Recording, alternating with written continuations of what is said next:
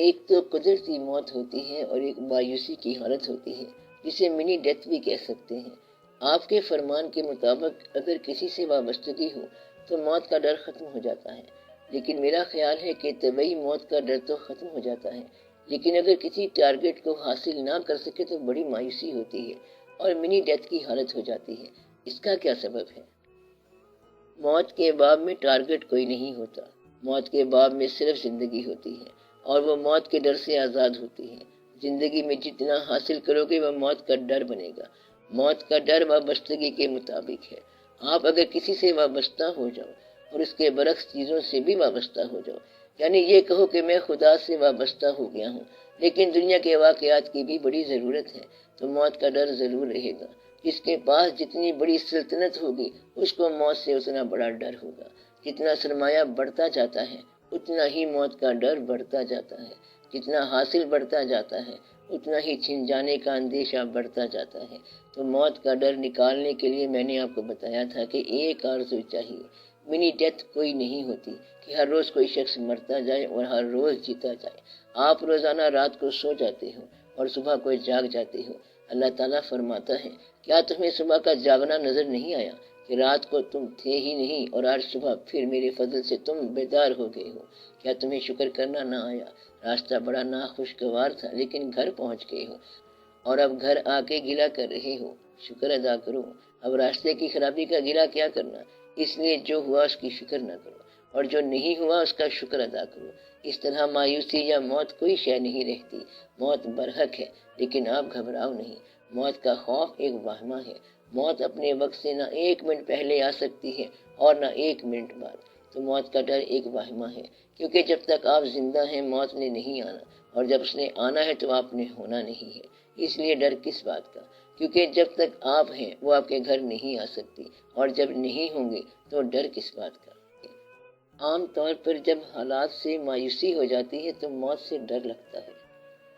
مایوسی لالچ کا نام ہے۔ اگر لوبھ نکل جائے تو مایوسی نہیں آتی۔ لالچ، لوبھ اور ایمبیشنز کا نام مایوسی ہے۔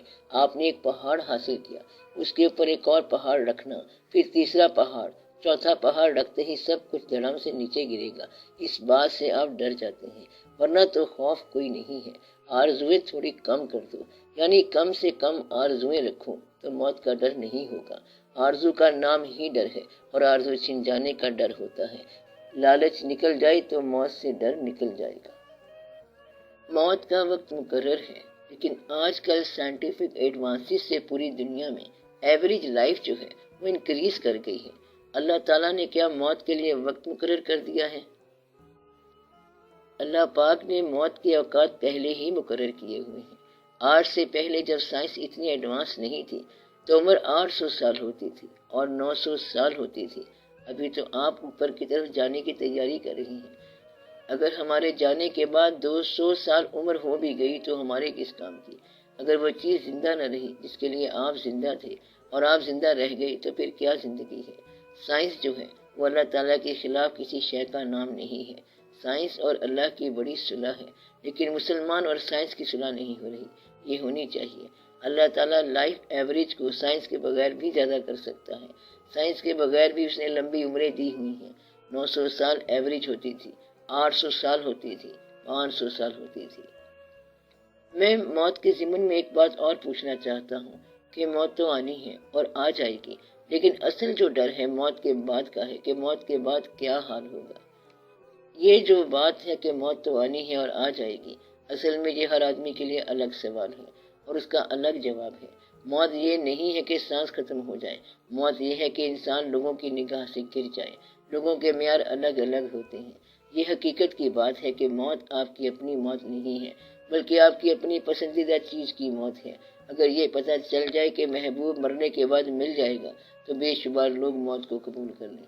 اگر موت سے محبوب کی جدائی ہوتی ہے تو پھر وہ کہتے ہیں کہ موت کا ڈر ہے۔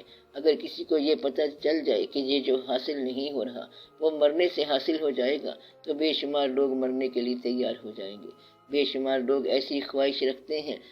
آپ مرنے سے پہلے کو یاد رکھو، کیونکہ مرنے کے بعد کا نہ کوئی آپ کو بتائے گا اور نہ کوئی اس کا ثبوت ہے۔ مرنے کے بعد کے جو خوفناک مناظر ہوں گے ان سے بڑا ڈر لگتا ہے۔ میں نے یہ بات آپ کے لیے آسان کر دی تھی کہ مرنے کے بعد کچھ خوفناک نہیں ہے اگر توبہ کر لیں، کیونکہ توبہ کرنے والا مرنے والا جو ہے وہ عافیت میں ہے۔ توبہ کی بات آپ کو بتائی تھی کہ اپنے اللہ سے رجوع رکھنا کہ مجھ سے غلطی ہو گئی ہے۔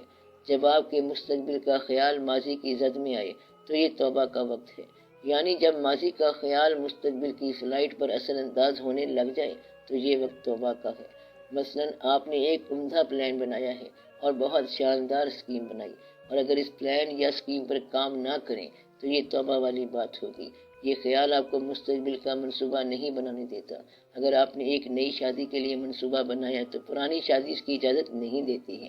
یہاں توبہ کرو کیونکہ غلطی ہے، اور آپ نے کوئی نیا منصوبہ بنایا اور پچھلے منصوبے جو ہیں وہ اس کو نہیں چلنے دیتے تو آپ اللہ والے بن گئے اور پیر بننے کے اہل ہیں۔ توبہ اس لیے ہے کہ زندگی میں آپ نے کئی غلط بیج بوئے ہیں، اور توبہ سے انسان معصوم بن جاتا ہے۔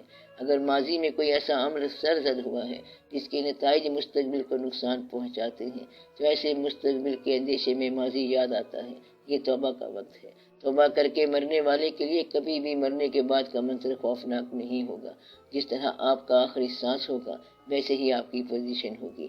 انسان جس خیال میں مرے گا اسی میں اٹھے گا، جس کیفیت میں مرے گا اسی کیفیت میں اٹھے گا، اور جو چیز پڑھتے ہوئے مرے گا وہی پڑھتے ہوئے اٹھے گا۔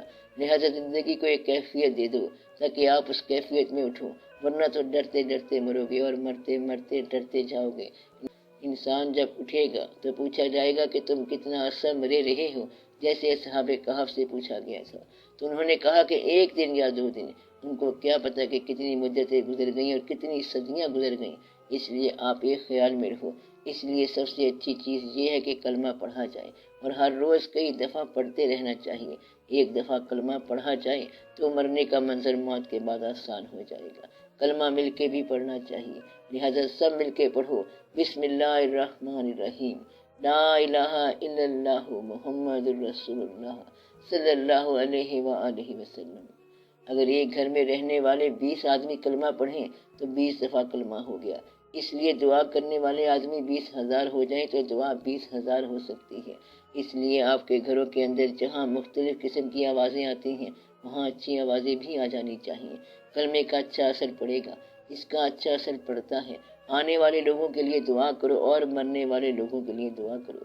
جو آج یہاں آنا چاہتے تھے اور نہ آ سکے ان کے لیے بھی دعا کرو، اور اہل خانہ کے لیے بھی دعا کرو، بلکہ سب کے لیے دعا کرو، سب کو آسانی ہو اور مقصد حیات دریافت ہو جائے۔ ہاں، ایک بات کا خیال رکھنا کہ مقصد حیات جس بیچارے کی استعداد نہیں ہے خدا کے لیے اسے معاف کر دو۔ اس کو کوئی مقصد حیات نہ دینا جس میں استعداد نہیں ہے، اسے کوئی مقصد حیات نہ دو، بلکہ اسے کہو کہ اپنا وقت آسانی سے گزارے اور محنت کرتا جائے، اندیشہ نہ کرے، سب مل جائے گا اور پھر وقت پورا ہو جائے گا۔ مجھے وہم ہے کہ مجھ میں استعداد ہے، لیکن میں عملی طور پہ یہ دیکھتا ہوں کہ مجھے کوئی چیز حاصل نہیں ہو رہی۔ اگر استعداد حاصل میں نہیں بدلتی تو کیسے پتہ چلے گا کہ استعداد تھی؟ استعداد اور حاصل میں بڑا فرق ہے۔ استعداد اور چیز ہے، حاصل اور چیز ہے۔ بے شمار لوگوں کی استعداد جو ہے وہ فوری طور پہ ظاہر نہیں ہوتی ہے، کیونکہ سبزیاں جلدی اگاتی ہیں اور ہیرے جواہرات دیر سے بنتے ہیں۔ استعداد کا فوری اظہار ضروری نہیں ہے۔ استعداد اپنے آپ کے ساتھ ٹروت ہے، اس کے ظاہر ہونے کی کوئی بات نہیں ہے، کیونکہ استعداد کے ظاہر ہونے کا وقت ہوتا ہے۔ ایسے لوگ بھی آئے جو 50 سال بعد ظاہر ہوئے ہیں، ایسے واقعات ہوئے ہیں جو بہت دیر میں جا کر ظاہر ہوئے ہیں۔ عرض یہ ہے کہ اگر ایک آدمی جو معاشرے میں جی رہا ہے وہ دیکھتا ہے کہ مجھ میں تعلیم ہے، سوچ ہے، میں تجزیہ کر سکتا ہوں، میری کہی ہوئی بات دوسروں سے بہتر ہے، وہ اس وہم میں مبتلا ہو جاتا ہے کہ میرے ذمہ اس معاشرے کی طرف سے ایک قرض ہے، میں نے اس میں ایک اچھائی کی خاطر تبدیلی کرنی ہے۔ تو ایسے شخص کو کیا کرنا چاہیے؟ نہیں، یہ غلط ہے، ہم اس کو مانتے ہی نہیں۔ اچھائی کی خاطر تبدیلی کرنے والا ہمیشہ اچھائی کے مواقع تلاش کرتا رہتا ہے۔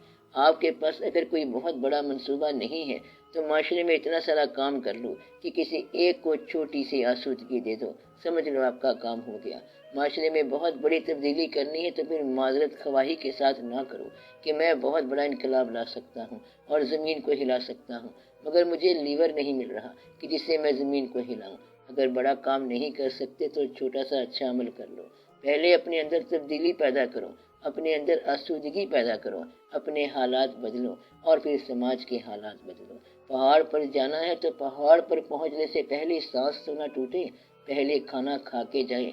اگر وہ شخص کھانا بھی پہاڑ سے لینا چاہتا ہے تو یہ غلط ہے۔ سماج میں اصلاح کرنے والا یہ سوچ رہا ہوتا ہے کہ اس سے میرے مسائل بھی حل ہو جائیں گے۔ لوگوں کی اصلاح سے پہلے اپنی اصلاح کرو۔ مجھے میرا اصل نہیں مل رہا کہ میرا اصل ہے کیا؟ آپ کا اصل ایسے نہیں ہے کہ چاند سے مل جائے۔ اصل سب سے پہلے یہ ہے کہ آپ پہلے اللہ تعالیٰ کے احکام کو اپنی زندگی میں رائج کرو، اپنے حالات پہ راضی رہنے کی توفیق پیدا کرو، اپنے رزق کے اندر رہنے کی کوشش کرو، استعداد کو بروئے کار لانے کے لیے کام کرو، تب آپ کی استعداد بروئے کار آئے گی۔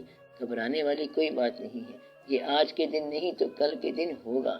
استعداد کی خواہش میں سفر جو ہے یہ بھی کامیابی کا سفر ہے۔